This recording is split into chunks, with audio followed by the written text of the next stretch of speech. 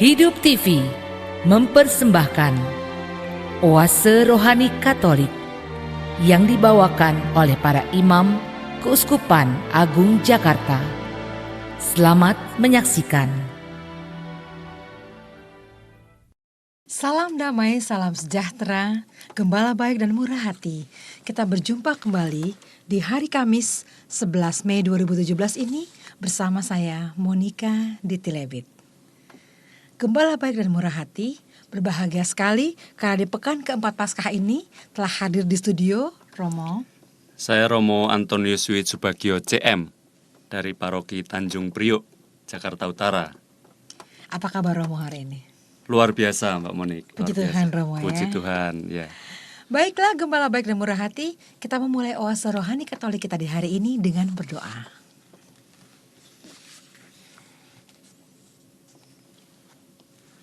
Kita siapkan hati kita untuk berdoa. Dalam nama Bapa dan Putra dan Roh Kudus. Amin. Bapa yang maha baik, kami bersyukur kepadamu untuk segala sesuatu yang telah Engkau anugerahkan kepada kami, untuk berkat melimpah yang boleh kami rasakan setiap hari. Terima kasih ya Tuhan karena Engkau tak henti-hentinya menunjukkan kebaikan-Mu kepada kami, terlebih Engkau menyapa kami setiap hari melalui firman-Mu yang kami dengarkan. Ya Allah, berkatilah kami, buatlah kami terbuka akan kehendak-Mu, dan buatlah kami mengenal semakin jauh kehendak-Mu atas diri kami, sehingga dari hari ke hari hidup kami semakin layak di hadapan-Mu, hidup kami semakin menyerupai dan mengikuti apa yang Kau kehendaki sendiri. Doa ini kami haturkan kepadamu dengan pengantaran Kristus Tuhan kami. Amin. Kemuliaan kepada Bapa dan Putra dan Roh Kudus, seperti pada permulaan, sekarang, selalu, dan sepanjang segala abad. Amin. Dalam nama Bapa dan Putra dan Roh Kudus. Amin. Gembala baik dan murah hati, Romo Antonius Wiwit ini adalah dari Ordo CM ya Romo ya? Dari CM. Boleh dijelaskan sedikit Romo tentang CM? Oke. CM itu kongregasi misi ya. CM itu kependekan dari kongregasi misi. Di Indonesia, pusat kami itu di Surabaya, Jawa Timur. CM di Provinsi Indonesia ini berkarya di beberapa tempat di Indonesia ini. Surabaya tentunya karena pertama kali datang itu di Surabaya. Terus kemudian ada di Malang, tempat pembinaan frater-fraternya itu di Malang. Terus kemudian di Keuskupan Agung Jakarta. Keuskupan Agung Jakarta ada 2 paroki, yakni di Paroki Tanjung Priok dan Paroki Cilincing. Setelah itu ada lagi di Kalimantan Barat, di Keuskupan Sintang, di Keuskupan Pontianak juga, terus di Kalimantan Selatan. Selain itu di Indonesia di Papua juga, ya daerah Papua, Paroki Sorong Manokwari itu, ya salah satu di sana. Dan kemudian ya ada beberapa tempat karya lain di luar negeri, misalnya Taiwan, Philadelphia, terus Papua New Guinea, Solomon Island dan sebagainya. Itu tempat karya Romo-Romo CM Provinsi Indonesia. Itu, baik Romo, terima kasih. Semoga yang menonton acara ini terpanggil untuk menjadi seorang Romo Amin, CM, semoga ya. Amin Romo. Kami tunggu.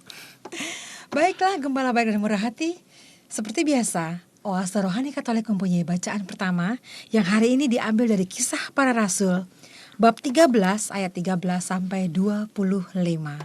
Saya ulangi, bacaan pertama kita hari ini diambil dari Kisah Para Rasul bab 13 ayat 13 sampai 25. Dalam perjalanannya, Paulus dan kawan-kawannya meninggalkan Pafos dan berlayar ke Perga di Pamfilia. Tetapi Yohanes meninggalkan mereka lalu kembali ke Yerusalem. Dari Perga, Paulus dan kawan-kawannya melanjutkan perjalanan mereka, lalu tiba di Antiokhia di Pisidia. Pada hari Sabat mereka pergi ke rumah ibadat, lalu duduk di situ.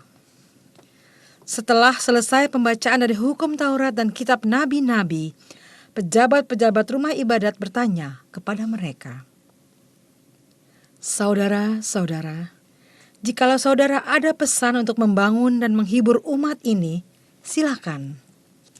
Maka bangkitlah Paulus, ia memberi isyarat dengan tangannya, lalu berkata, "Hai orang-orang Israel dan kamu yang takut akan Allah, dengarkanlah.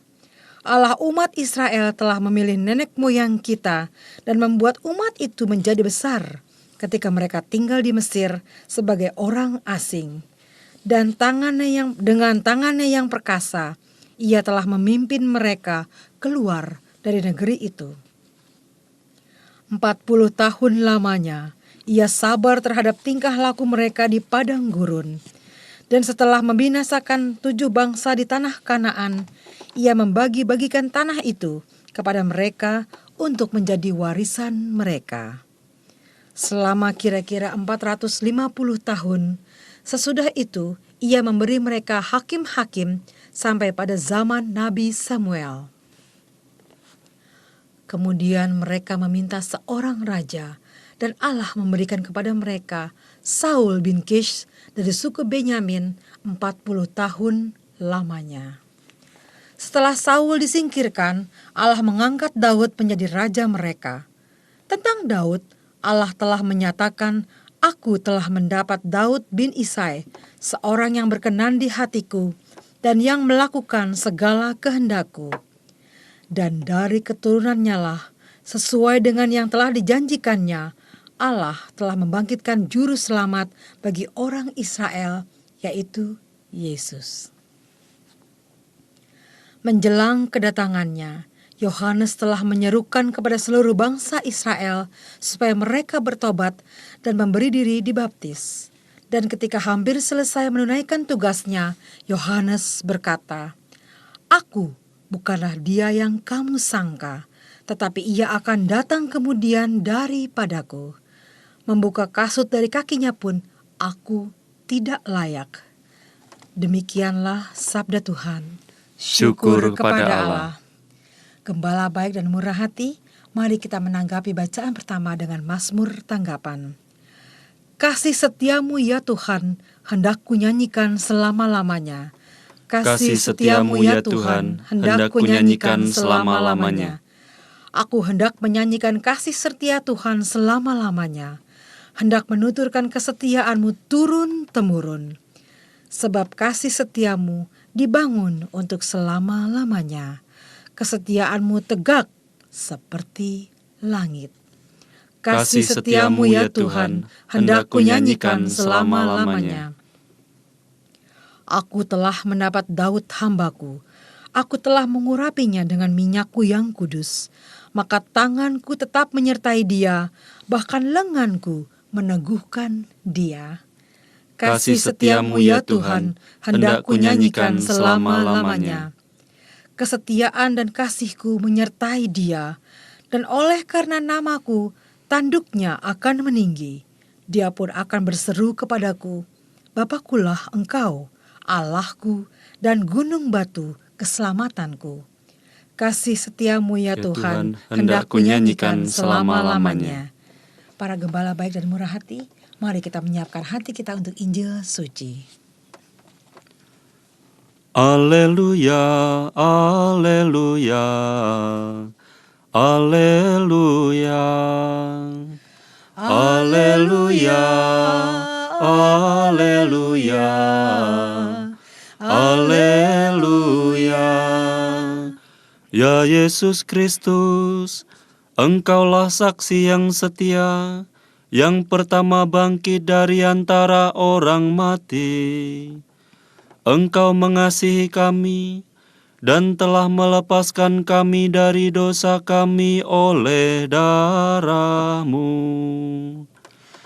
Alleluia, alleluia, alleluia. Tuhan sertamu Dan sertamu juga. Inilah Injil Yesus Kristus menurut Yohanes. dimuliakanlah Tuhan. Dalam perjamuan malam terakhir, Yesus membasuh kaki para murid-Nya. Sesudah itu ia berkata, "Aku berkata kepadamu, sesungguhnya seorang hamba tidak lebih tinggi daripada tuannya, ataupun seorang utusan daripada dia yang mengutusnya. Jikalau kamu tahu semuanya ini, maka berbahagialah kamu jika kamu melakukannya. Bukan tentang kamu semua aku berkata. Aku tahu siapa yang telah kupilih, tetapi haruslah genap nas ini. Orang yang makan rotiku telah mengangkat tumitnya terhadap aku. Aku mengatakannya kepadamu sekarang, sebelum hal itu terjadi, supaya jika hal itu terjadi, kamu percaya bahwa akulah dia. Aku berkata kepadamu, sesungguhnya, barang siapa menerima orang yang kuutus, ia menerima aku. Dan barang siapa menerima aku, ia menerima dia yang mengutus aku." Demikianlah Injil Tuhan. Terpujilah Kristus.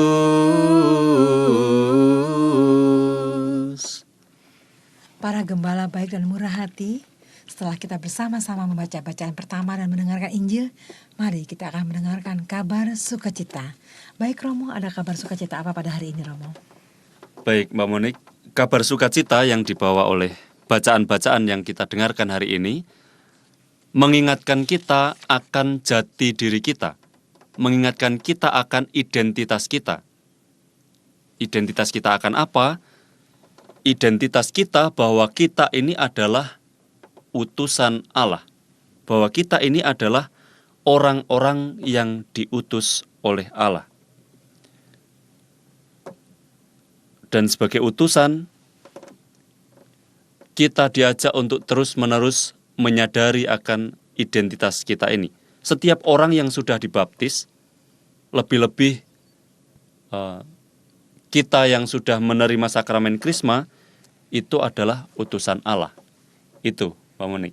Jadi hikmat yang bisa kita petik dari kabar sukacita yang bisa kita petik dari bacaan-bacaan hari ini adalah bahwa kita diingatkan kita ini adalah utusan Allah sebenarnya. Itu, Monik. Nah, baik Romo, kalau gitu apapun yang kita lakukan haruslah mencerminkan seorang utusan tentunya. Seorang utusan, Ya, Romo, ya. Seorang utusan, ya betul.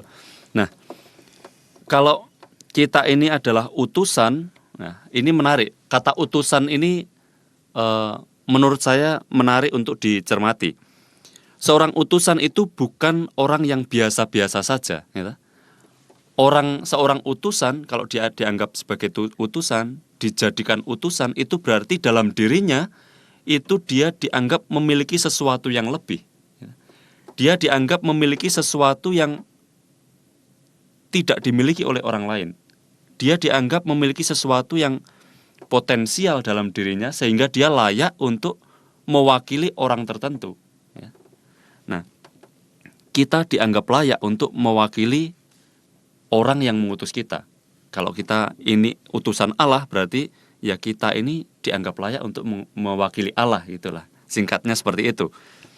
Nah, seorang utusan sekali lagi bukan orang yang biasa-biasa saja, tetapi dianggap luar biasa, istimewa karena memiliki ya potensi, bakat, talenta dan sebagainya sehingga dia layak untuk mewakili dia yang mengutus kita.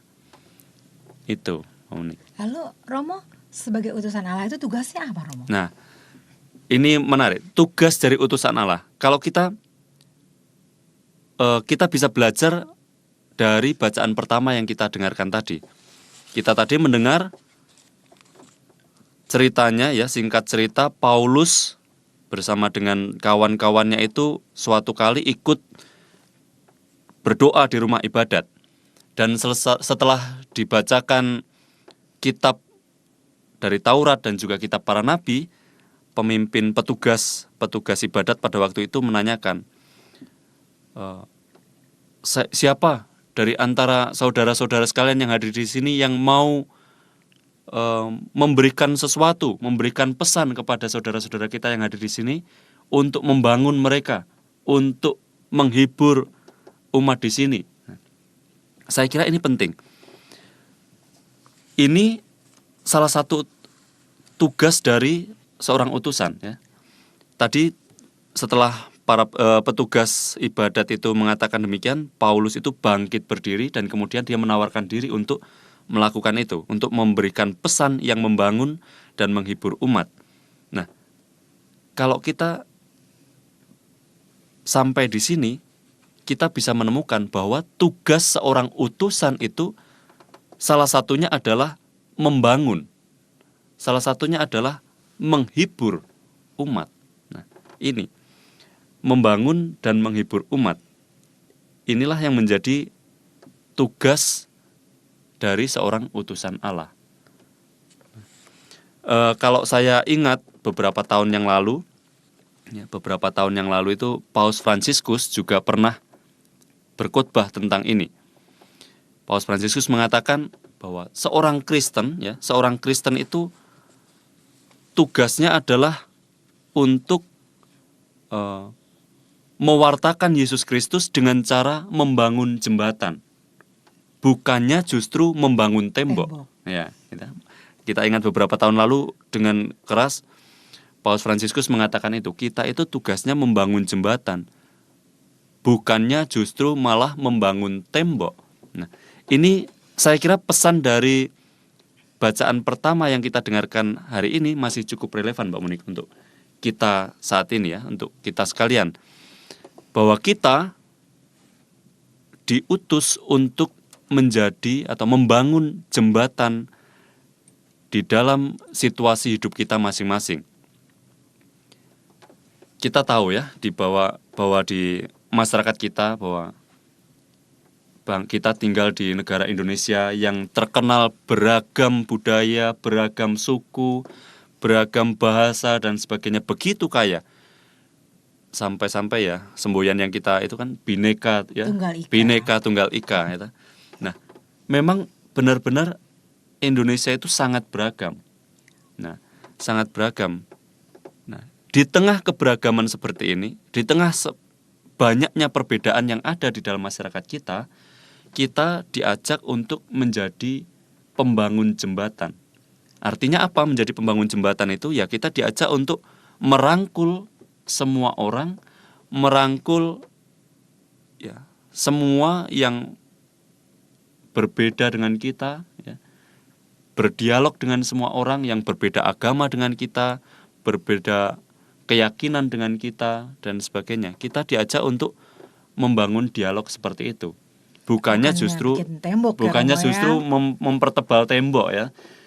Nah, isu-isu seperti yang kita dengarkan akhir-akhir ini, yang, ya, kita tahu isu-isu politik dan sebagainya yang menggoreng, ya, kalau bahasa politiknya, menggoreng isu-isu perbedaan, intoleransi dan sebagainya. Nah, di dalam situasi seperti ini, panggilan kita sebagai utusan Allah itu semakin jelas, semakin tegas, bahwa kita diajak untuk menjadi pembangun jembatan.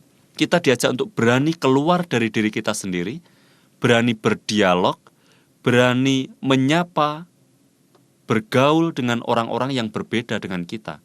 Bukannya justru nyaman dengan diri kita sendiri, nyaman dengan dunia kita sendiri, nyaman dengan kelompok kita sendiri.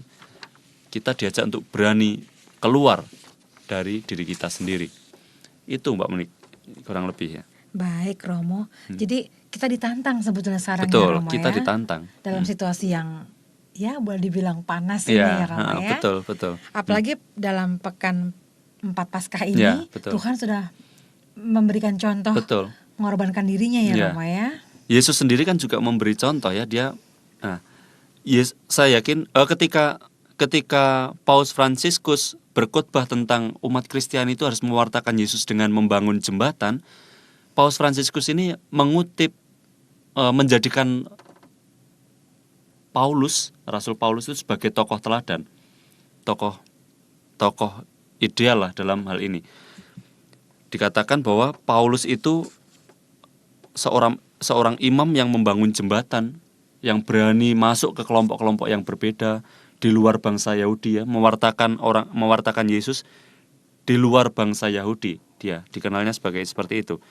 Nah, Yesus pun, saya yakin Paulus pun terinspirasi dari hidupnya Yesus, ya. Paulus, saya yakin dia melihat Yesus sebagai tokoh pembangun jembatan, bukan tokoh yang pembuat tembok yang tebal-tebal, yang tinggi-tinggi seperti itu, ya. Nah, pertanyaannya kapan, ya? Kapan Yesus itu membangun jembatan, ya? Kapan? Nah, ada banyak. Kalau kita cermati, ya, kita baca pelan-pelan isi Injil itu, banyak sekali Yesus melakukan tindakan-tindakan yang membangun jembatan. Misalnya, suatu ketika Yesus mampir di rumah Sakeus misalnya, ya. Padahal Sakeus sendiri adalah orang yang dijauhi oleh masyarakat pada waktu itu, ya. Dia dibenci oleh banyak orang karena dia pemungut cukai dan sebagainya itu. Yesus juga makan bareng dengan pemungut cukai dan orang-orang berdosa yang lainnya, ya. Itu juga usaha-usaha Yesus untuk membangun jembatan, untuk berdialog dengan mereka. Yesus juga berada dalam jarak yang sangat dekat dengan orang yang sakit kusta. Nah, ini juga orang sakit kusta, kita tahu bahwa pada zaman itu dia adalah orang yang disingkirkan dari masyarakatnya. Dianggap najis, ya. Orang nggak boleh berdekatan seperti ini, nggak boleh. Orang kalau kalau ada orang yang sakit kusta harus jauh-jauh diasingkan. Kalau nggak nular, ya, ya. Itu, ya. Nah, itu macam-macam itu. Yesus dalam hidupnya, dalam karyanya, dia itu banyak merangkul orang-orang yang dalam arti tertentu dia dipinggirkan oleh masyarakatnya. Tidak diakui oleh masyarakatnya itu. Jadi Yesus ini adalah tokoh yang sangat tokoh pembangun jembatan sebenarnya. Tokoh yang sangat dialogis, ya. Dia sangat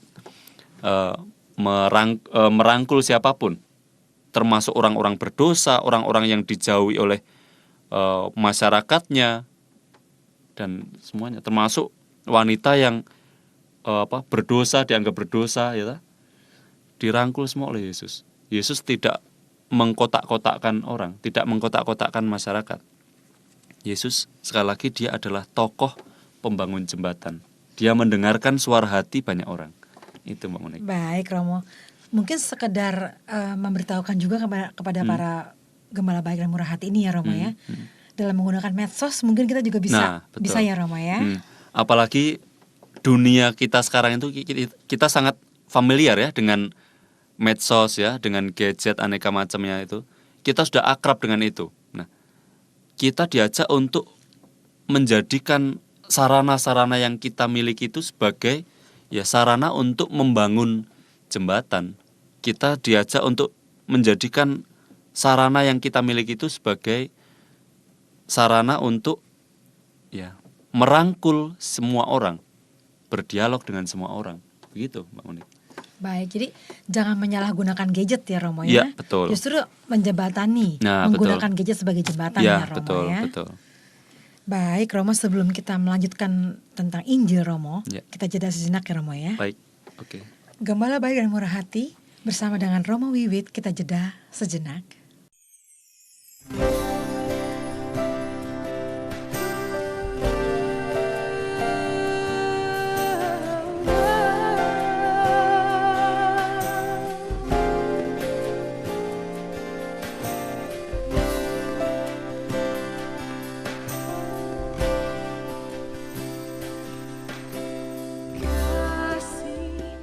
Sempurna telah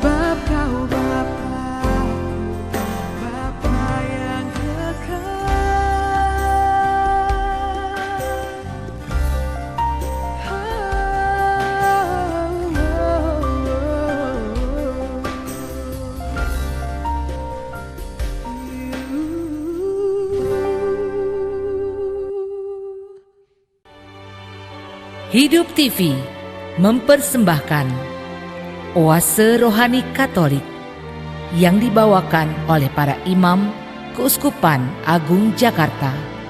Selamat menyaksikan. Pendengar yang terkasih, hari ini 11 Mei, Gereja Katolik memperingati orang kudus Santo Ignatius Pace dari Lakoni, pengaku iman. Ignatius lahir di Sardinia tahun 1701.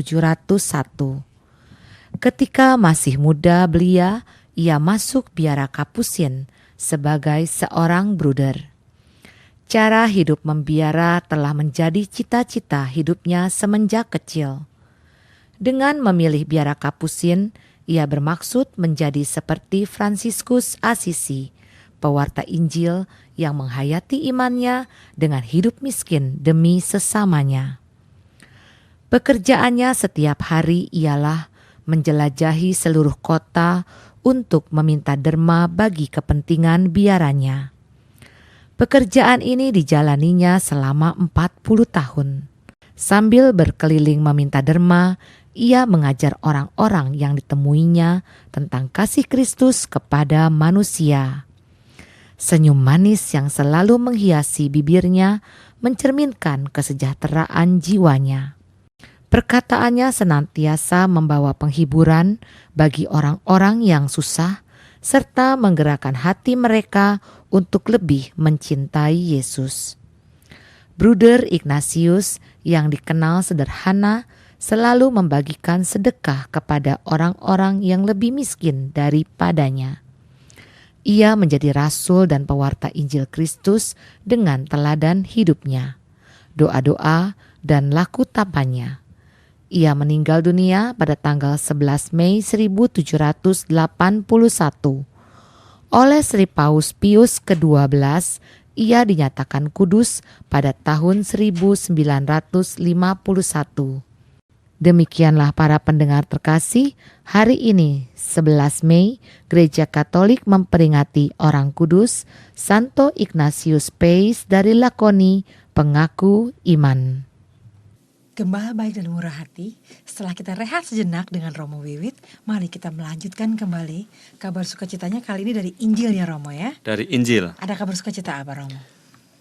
Masih nyambung dengan bacaan yang pertama, Mbak Monik. Jadi kita sekali lagi masih diingatkan bahwa kita ini, identitas kita sebagai orang Katolik, sebagai orang yang sudah dibaptis, itu adalah utusan. Ya. Bahwa utusan Allah ini adalah jati diri kita sebenarnya. Itu Mbak Monik yang pesan Injil yang kita dengarkan hari ini. Tetapi menarik kalau kita amati dalam bacaan Injil yang kita dengarkan tadi, di bagian awal, kalau kita masih ingat tadi, di bagian awal itu Yesus mengatakan, "Aku berkata kepadamu, sesungguhnya seorang hamba tidaklah lebih tinggi daripada tuannya, ataupun seorang utusan daripada dia yang mengutusnya." Kesannya seolah-olah itu mengecilkan utusan, ya, mengecilkan peran utusan. Tetapi sebenarnya tidak seperti itu. Yesus mengatakan hal itu memang, ya dia mengatakan apa yang sesungguhnya. Realitanya seperti itu, bahwa seorang utusan itu tidak sama atau malah tidak melebihi yang mengutus. Di bagian selanjutnya tadi dikatakan, "Jikalau kamu tahu semuanya ini, maka berbahagialah kamu jika kamu melakukannya." Sekali lagi, Yesus tidak bermaksud untuk mengecilkan peran seorang utusan. Ya memang realitanya seorang utusan itu ya tidak lebih besar daripada dia yang mengutusnya, tidak lebih tinggi daripada dia yang mengutusnya. Lebih menarik lagi kalau kita amati akhir dari bacaan tadi. Akhir dari bacaan tadi, Yesus mengatakan, "Sesungguhnya barang siapa menerima orang yang kuutus, ia menerima aku.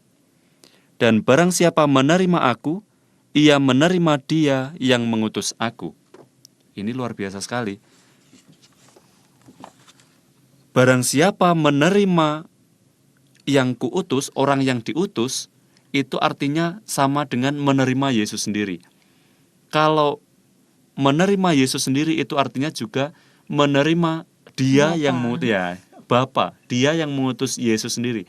Yang tidak lain adalah Bapa, ya. Nah, ini menurut saya juga kalimat yang sungguh sangat kaya, ya, Pak Monik, ya. Sungguh sangat kaya. Artinya apa kalau dikatakan barang siapa menerima yang kuutus, dia menerima aku, dan barang siapa yang menerima aku, ia menerima Dia yang mengutus aku. Artinya adalah bahwa dalam diri seorang utusan itu Yesus hadir di sana. Dan bukan hanya Yesus saja yang hadir di sana, tetapi Allah Bapa yang mengutus Yesus juga hadir di dalam diri seorang utusan. Nah, ini luar biasa, istimewa sekali Mbak Monik, ya.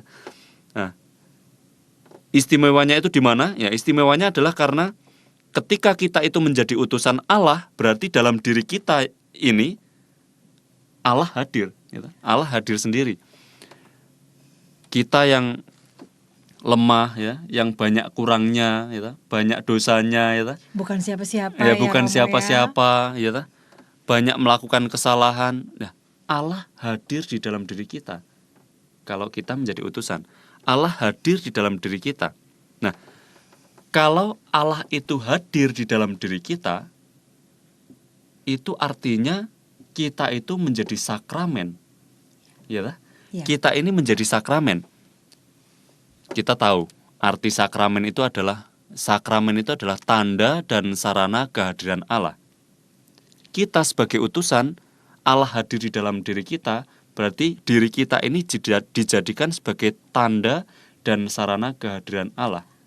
Dengan kata lain, boleh kalau saya katakan dalam diri kita yang adalah utusan Allah ini, kita ini adalah sakramen. Sakramen bagi orang-orang di sekitar kita. Tanda dan sarana kehadiran Allah bagi orang-orang di sekitar kita yang kita jumpai setiap hari. Di tempat kita kerja, di dalam lingkungan sekitar rumah kita, di dalam keluarga kita, dan sebagainya. Kita ini sakramen kehadiran Allah. Allah yang seperti apa? Ya, Allah yang menyelamatkan, Allah yang mengampuni, Allah yang mencintai, dan sebagainya. Allah yang merangkul kalau kita merujuk ke bacaan pertama tadi. Allah yang berdialog dengan semua orang, dan sebagainya. Itu Mbak Monik. Baik Romo, dari tadi kita membahas tentang Allah ya Romo ya. Karakter Allah itu sendiri apa saja Romo? Nah, ini menarik juga. Jadi ketika kita itu menjadi utusan dan Allah itu hadir di dalam diri kita, maka karakter-karakter Allah itu ada di dalam diri kita. Dan tugas seorang utusan adalah mengekspresikan atau mewujud nyatakan karakter-karakter Allah itu dalam hidup kita sehari-hari.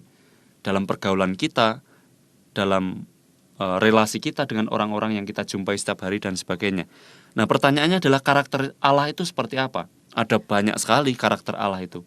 Ya, Allah itu Maha Pengampun. Ya, kalau kemarin kita tahun kemarin Allah itu Maha Rahim, ya. Allah itu Penyelamat, Allah itu Maha Baik dan sebagainya. Allah itu Maha Segala, ya. Ini yang menurut saya ada di dalam diri kita sebagai utusan. Karakter-karakter Allah ini sebenarnya ada di dalam diri kita sebagai seorang utusan. Nah, tugas seorang utusan adalah mengekspresikan karakter Allah ini dalam pergaulan kita sehari-hari. Tugas kita adalah mewujud nyatakan karakter-karakter Allah ini dalam hidup kita sehari-hari. Di tengah keluarga kita, di tengah lingkungan tempat kerja kita, di tengah masyarakat di mana kita tinggal, dan sebagainya. Itu ada banyak sekali karakter Allah. Ya. Lalu saya boleh sedikit sharing ya? Boleh Romo, Romo, silahkan Romo. Saya masih ingat salah satu karakter ya, salah satu karakter Allah yang menurut saya paling berkesan di dalam diri saya ini yaitu bahwa Allah itu maha baik. Allah itu saya rasakan sungguh sangat luar biasa baiknya. Saya ingat beberapa tahun lalu ketika saya akan kaul kekal, seperti biasa kalau kami itu menjelang kaul kekal, itu kami diminta untuk melamar, ya, melamar. Jadi kami diminta untuk membuat surat lamaran, nanti diajukan ke pimpinan, entah diterima atau tidak dan seterusnya. Tetapi sebelum membuat lamaran ini kami diberi kesempatan untuk retret. Kami retret 1 bulan untuk melihat kembali, mantap nggak nih, maju terus nggak nih, ya, kaul kekal terus mau tabisan sungguhan apa enggak. Nah, saya ingat ketika dalam retret saya mencoba untuk melihat kembali perjalanan hidup saya dari mulai saya kecil sampai saat itu. Saya berusaha untuk menggali pengalaman-pengalaman rohani saya, pengalaman-pengalaman manusiawi juga. Dan ketika dalam retret 1 bulan itu, ketika saya mencoba untuk melihat hidup saya kembali, yang saya temukan adalah bahwa ternyata Allah itu sungguh sangat baik bagi saya. Luar biasa baiknya. Sampai saya ini merasa, siapa sih saya ini, gitu. Siapa sih saya ini, sampai-sampai saya yang ya sering berbuat dosa, sering salah, sering keliru. Itu masih diperhatikan dengan cara yang sangat luar biasa. Saya menemukan jejak-jejak kebaikan Allah itu begitu banyak dalam hidup saya. Saya menemukan jejak-jejak cinta Tuhan itu sungguh sangat banyak dalam hidup saya. Nah, ketika saya menemukan bahwa ternyata Allah itu sudah terlalu baik bagi saya, terlalu baik untuk saya, disitulah kemudian saya berani memutuskan, saya harus menjadi seorang yang tahu berterima kasih. Saya bilang gitu ke diri saya sendiri. Saya bilang, kamu sudah tahu, ya, kamu sudah tahu bahwa Allah itu begitu baik ke kamu. Kamu tahu bahwa Allah itu sudah jatuh cinta ke kamu, ya. Lalu apa yang kamu lakukan? Mau kamu lakukan apa sekarang? Nah, tentu untuk menjawab pertanyaan ini saya tidak mau dianggap sebagai seorang yang tidak tahu berterima kasih, ya. Saya tidak mau dianggap sebagai orang yang tidak tahu diri. Sudah mengalami banyak kebaikan tapi kok nggak berterima kasih. Sudah banyak mengalami cinta Tuhan tapi kok nggak bersyukur, ya. Akhirnya, oke, saya akan balas cinta Tuhan itu. Saya akan balas kebaikan-kebaikan yang Tuhan pernah berikan kepada saya, mulai dari saya kecil hingga sampai saat itu, sampai saya gede seperti ini. Nah, pertanyaannya adalah bagaimana caranya? Iya. Pertanyaannya adalah bagaimana saya membalas cinta Tuhan yang sudah Sedemikian besarnya, iya, ya, sangat Romo, besar ya? itu. Kalau misalnya diibaratkan, ya, diri saya ini ember begitu, ya. Cinta Tuhan, kebaikan Tuhan itu sudah bukan hanya penuh, tetapi sudah sampai meluber-meluber, Iya. ya. Meluber-meluber. Cinta Tuhan juga sampai meluber-meluber, ya, ke dalam diri saya. Nah, lalu apa yang bisa saya lakukan? Saya kira usaha apapun tidak akan pernah cukup untuk membalas kebaikan. Pasti kurang aja itu, Pasti Romo. akan kurang. Ya. Karena sudah sangat luar biasa yang diberikan Tuhan itu. Lalu yang saya temukan adalah bahwa, ya, saya akan membalas cinta Tuhan itu dengan memberikan diri saya. Terserah Tuhan, ya, terserah Tuhan mau pakai diri saya untuk apa, terserah. Sebisa mungkin hidup saya ini berguna untuk banyak orang. Sebisa. Totally pasrah, ya, Iya, Romo, ya. saya Tuhan akan totally, bikin apa. iya, betul. Saya sudah serahkan semuanya ke Tuhan. Kalau mau pakai ya silahkan. Dan saya tentu tidak ingin menikmati kebaikan Tuhan itu untuk diri saya sendiri. Saya ingin membagikan apa yang sudah saya terima dari Tuhan. Saya ingin membagikan kebaikan-kebaikan yang sudah saya miliki, yang asalnya dari Tuhan. Cinta yang saya dapatkan dari Tuhan, itu yang mau saya bagikan dengan menjadi seorang imam. Kalau menjadi seorang imam kan saya bisa tugas di Surabaya misalnya, atau Malang, atau Jakarta, Kalimantan, Papua, dan sebagainya. Sehingga saya bisa membagikan kebaikan-kebaikan saya ini, kebaikan-kebaikan Tuhan yang saya terima ini kepada banyak orang. Itu. Baik, Romo, suatu hal yang luar biasa ya Romo ya. Karena dengan menjadi seorang Romo, berbuat kebaikannya itu tidak mengenal batas kan Romo ya. Sama seperti yang Tuhan kasih. Tidak terbatas hanya dalam lingkup tertentu saja ya. Iya. Tidak hanya di Malang saja atau dalam lingkungan keluarga saja. Iya. Saya bisa kemana-mana Iya. untuk membagikan apa yang sudah saya dapatkan ke Tuhan. Nah, saya juga sebenarnya dalam khotbah-khotbah saya kalau di paroki, saya selalu mengajak umat saya untuk menyadari ini, menyadari bahwa Tuhan itu maha baik. Tuhan itu sudah terlalu baik untuk kita, sudah sangat luar biasa lah baiknya. Kita yang sudah pernah berkali-kali berbuat dosa, berkali-kali menyakiti Tuhan, tapi masih saja terus berbuat baik. Nggak ada Allah yang kayak gini ya. Nggak ada orang yang seperti ini saya kira. Iya. Kita dikasih oksigen tiap hari Nah, ya Romo itu ya. makanya kalau di jumlah sudah berapa duit itu Makanya kan kalau- seumur hidup ini ya. Bukan main. Nah, ya, luar biasa. Makanya saya selalu mengajak umat untuk menyadari ini. Menyadari bahwa Allah itu sudah banyak berbuat baik ke kita dan tugas kita adalah menjadi orang yang tahu diri. Menjadi orang yang tahu berterima kasih. Maka sebagai orang yang tahu diri, yang tahu berterima kasih, harusnya kita tidak tinggal diam ketika Tuhan itu berbuat baik kepada kita. Kita diajak untuk membagikan kebaikan-kebaikan Tuhan itu. Itu, Pak Monik. Baik Romo. Romo ada yang bertanya Romo. Berbuat baik yang seperti apa yang Romo maksud itu Nah, Romo? ini juga saya ya salah satu yang saya lakukan setiap kali misa hari Minggu. Setiap kali misa hari Minggu itu setelah selesai berkat dan perutusan itu saya selalu mengatakan selamat bermalam minggu atau selamat berhari Minggu dan jangan lupa berbuat baik. Saya selalu mengatakan itu ke umat. Suatu ketika pernah ada umat yang nyamperin gitu, terus tanya, Romo berbuat baik seperti apa yang Romo maksudnya? Jawaban saya sederhana. Berbuat baik itu cukup melakukan tiga kebaikan. Berbuat baik itu pertama cukup dengan melakukan apa yang baik. Ya lakukan aja apa yang baik. Kedua, cukup dengan katakan apa yang baik. Ketiga adalah dengan memikirkan apa yang baik. Sudah kalau kita bisa melakukan apa yang baik setiap hari, memikirkan apa yang baik setiap hari, mengatakan apa yang baik ya, bukan yang kotor-kotor, yang jorok-jorok atau yang itu, kita sudah baik semua lah ya. Cukup dengan melakukan yang baik, berpikir yang baik, mengatakan yang baik, itu aja. Karena dengan melakukan hal itu, memikirkan dan mengatakan hal itu, kita sudah menghindari konflik ya, Romo ya. Kita menjadi pewarta kabar gembira. Injil itu kan kabar gembira.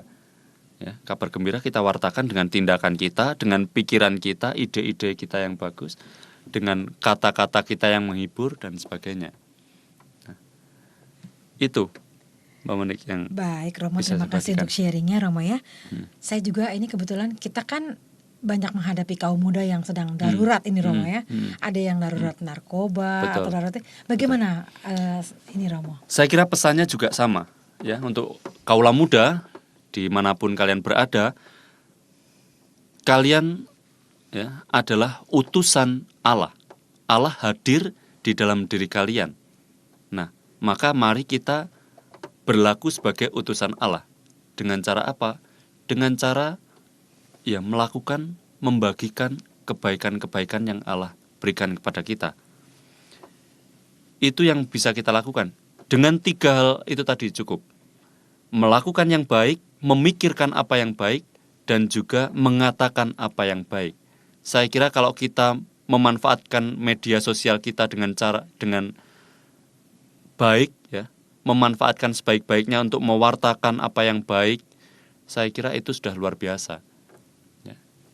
Itu Pak Monik. Baik Romo, terima kasih banyak Romo ya untuk himbauannya Terima kasih, kepada Mbak Monik. para generasi muda ya Romo ya. Iya.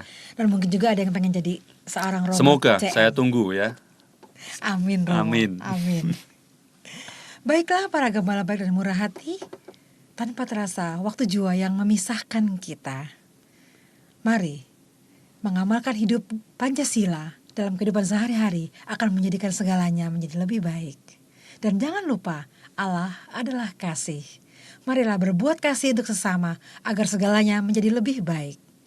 Mari kita mengakhiri oase rohani Katolik hari ini dengan menerima rahmat dan berkat dari Tuhan kita Yesus Kristus melalui perantaraan Romo Wiwit CM. Kita siapkan hati kita. Dalam nama Bapa dan Putra dan Roh Kudus. Amin. Bapa yang maha baik, kami bersyukur kepadamu untuk segala sesuatu yang telah Engkau anugerahkan kepada kami.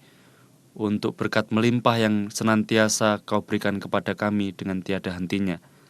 Ya Allah, mampukanlah kami, buatlah kami berani untuk keluar dari diri kami sendiri, mewujudkan identitas dan jati diri kami sebagai utusan-Mu di tengah masyarakat dimanapun kami berada. Ya Allah yang maha baik, mampukanlah kami untuk menjadi pembagi kebaikan yang sudah kami alami dalam hidup kami sehari-hari. Kemuliaan kepada Bapa dan Putra dan Roh Kudus, seperti pada permulaan, sekarang, selalu, dan sepanjang segala abad. Amin. Tuhan beserta kita, sekarang dan selama-lamanya. Saudara sekalian beserta keluarga, senantiasa dibimbing, dilindungi dan diberkati oleh Allah yang Maha Kuasa, Bapa dan Putra dan Roh Kudus. Amin. Jangan lupa berbuat baik. Demikianlah oase rohani Katolik yang dibawakan oleh para imam Keuskupan Agung Jakarta. Tuhan memberkati.